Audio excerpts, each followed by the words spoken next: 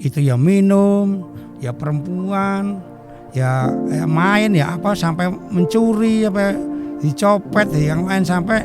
Jadi kalau zaman dulu Bang Tengul lah gitu. Otomatis dalam Bang itu saya nggak tahu itu riba atau apa, yang penting kerja. Yang namanya di penjara udah berapa kali Pak, tersangkut pembunuhan di kampung itu. Tapi setelah di penjara itu saya mencari cara tobat gimana itu nggak ketemu. Kafir masuk Islam, dosanya diampuni. Berarti saya ada harapan untuk masuk surga.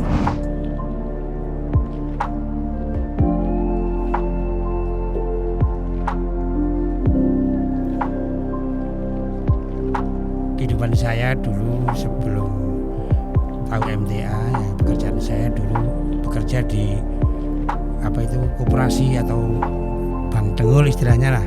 Terus setelah itu saya ganti pekerjaan di UJTKI. Di UJTKI akhirnya saya masuk di suatu lembaga-lembaga yang lain yang mana tidak pernah tahu itu halal atau haram atau sah atau tidak ya. Saya mau menceritakan kehidupan saya sebelum saya ngaji. Yaitu dulu pekerjaan saya awal-awalnya itu jadi koperasi. Istilahnya kalau zaman dulu Bank Tengul lah gitu. Otomatis dalam Bank itu saya nggak tahu itu riba atau apa, yang penting kerja.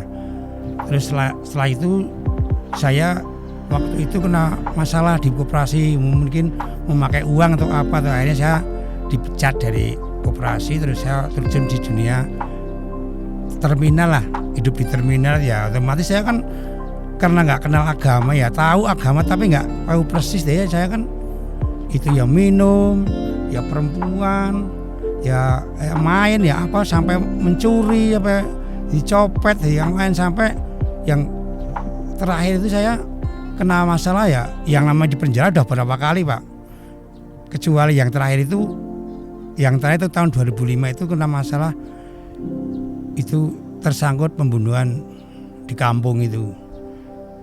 Pembunuhan massal dalam arti membunuh maling itu. Tapi di dalam penjara itu saya kan otomatis kan akhirnya kenal agama, belajar agama, ya belajarnya berdoa. Tapi saya punya niat kepingin hijrah, kepingin tobat. Tapi setelah di penjara itu saya mencari cara tobat gimana nggak ketemu. Karena sudah tanya ke ustadz apa kiai-kiai yang ada di sekitar saya itu, jawabannya itu saya nggak masuk lah, karena saya terlalu banyak jahatnya dan kebaikannya sedikit. Jadi saya otomatis kan untuk masuk surga itu berat lah. Akhirnya saya sampai tahun 2016 itu nggak jadi tobat. Setelah 2016 itu saya baru dengar radionya itu yang menceritakan. Waktu itu saya dengarnya hanya gini. Waktu itu Kusuma FM itu mendengar rekaman yang mengatakan, kalau nggak salah itu yang dari Kusuma FM itu mengatakan begini, MTA menghalalkan anjing, terus zina lebih baik daripada tahlilan. Nah, sedangkan itu semuanya kan kesukaan saya dulu. Akhirnya istri saya, itu Pak, kamu kalau mau tobat ikut ustadz itu aja yang seperti itu. Akhirnya saya penasaran. Nah, setelah penasaran saya kan berpikir, oh iya ya, kok ada ustadz seperti itu.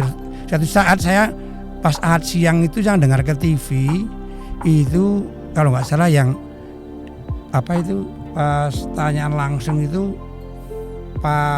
namanya Pak Iwan dari Sragen itu, yang orangnya kecil, hitam, bertato.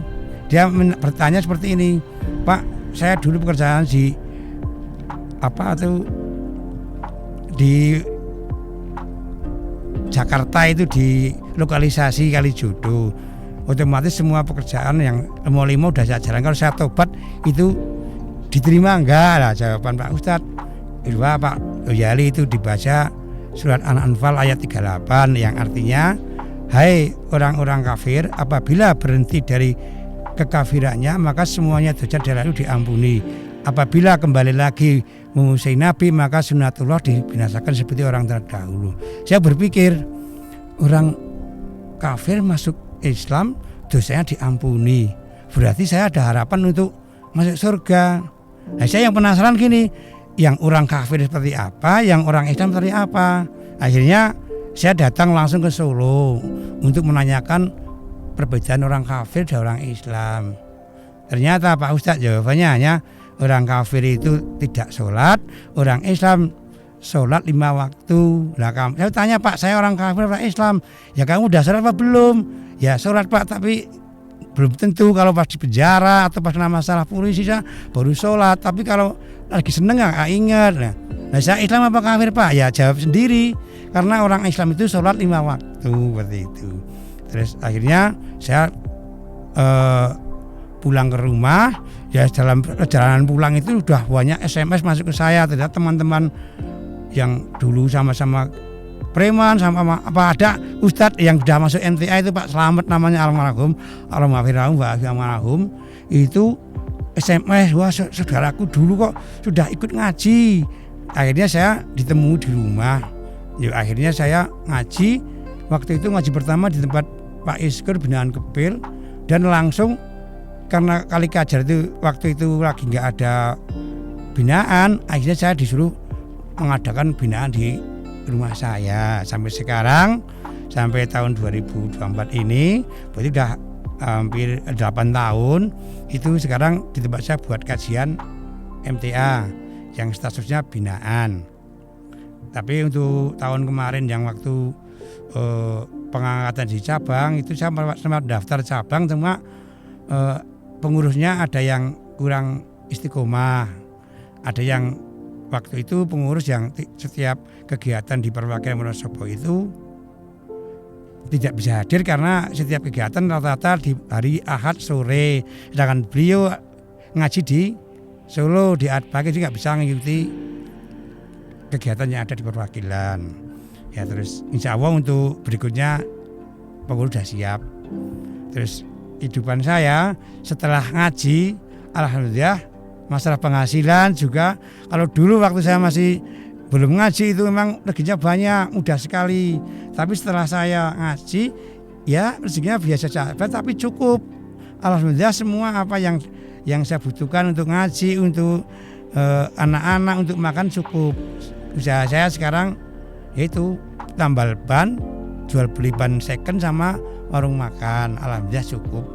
Ya semua yang saya rasakan itu kehidupan saya untuk pribadi saya lebih enak sekarang lah. Walaupun dulu banyak uang tapi rungsang, tapi sekarang walaupun uangnya sedikit tapi alhamdulillah kehidupan saya, anak saya, istri saya, bahkan istri saya juga ikut ngaji. Jadi alhamdulillah saya sekarang enak lah untuk pribadi saya. Ya dulu saya kan sebelum ngaji kan masalah sholat itu kan tidak begitu penting lah. Tapi setelah tahu bahwa orang Islam itu wajibnya sholat, alhamdulillah sejak saya ngaji di Solo tahun 2016 itu saya belum pernah meninggalkan sholat wajib 5 waktu. Jadi semua saya jalankan dengan enak dan apa itu juga meri beban. Kalau dulu kan satu beban, kalau sekarang tuh kayaknya pokoknya kalau belum sholat kayaknya kayak masih doyak-doyak apa gitu, kejar-kejar siapa. Tapi sekarang alhamdulillah tidak. Terus alhamdulillah setelah ngaji saya kehidupan dan rumah tangga saya yang dulunya sering berantem, sering marah-marah sama anak, sekarang alhamdulillah sudah agak sabar. Istri ada masalah ya diselesaikan dengan setelah keluargaan. Terus istri saya alhamdulillah mendukung saya dengan ngaji saya, dan istri saya juga ikut ngaji. Terus begitu. Ya semoga dengan saya ngaji di MTA ini untuk saya sendiri khususnya dan keluarga, anak, istri semuanya, mari kita mengikuti Islam yang sebenarnya, yaitu Islam itu kan Al-Quran Sunnah, yaitu yang dianut itu Al-Quran dan hadis-hadis yang sahih.